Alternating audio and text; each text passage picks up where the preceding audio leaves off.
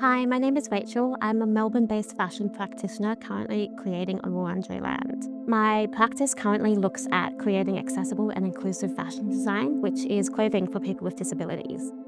The title of this project is called Metropolis, and it was inspired by my own barriers of inaccessibility whilst navigating a city, essentially, that is vastly populated but still so inaccessible.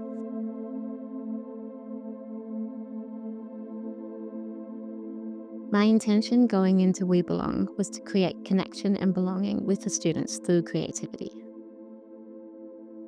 I want this project to be a celebration of disability and a symbol of the hidden struggles that is often experienced by many of us who identify as being deaf and or disabled.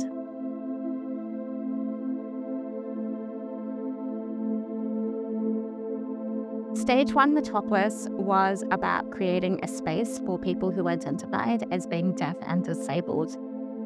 The room was lined with calico, which is an unbleached form of cotton, and it was completely blank. It was a space where they could be allowed to express themselves freely and move however they wanted to move.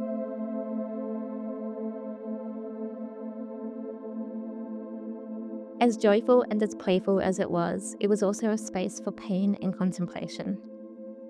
A student remarked that having the freedom welcomed inside the space allowed me to earnestly drag my pained body. No pretending in movement, jaunted, frustrated, stiff, dynamic, creak.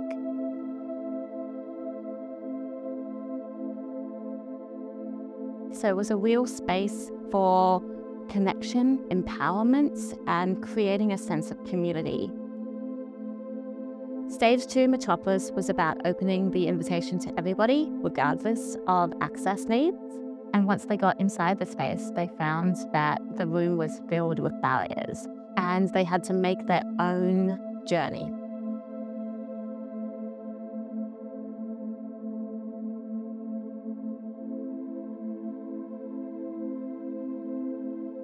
I was really struck with how other students had started to rethink inclusion collectively rather than a fixed way. One student commented, "I realized that you can't build a city out of seeing just one perspective. We need a better overview of the whole area to connect places with each other, instead of making singular places accessible and claiming the whole area to be." Stage 3 was where we invited a performer who identified as being disabled into the space to create a final journey. It was a way of connecting the space and the stories together.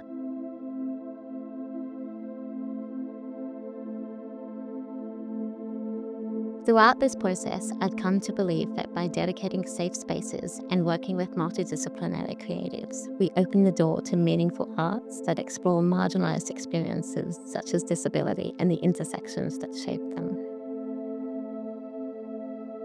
They safeguard against burnout, reminding us that collective care and shared expressions can be vital in sustaining our work and ourselves.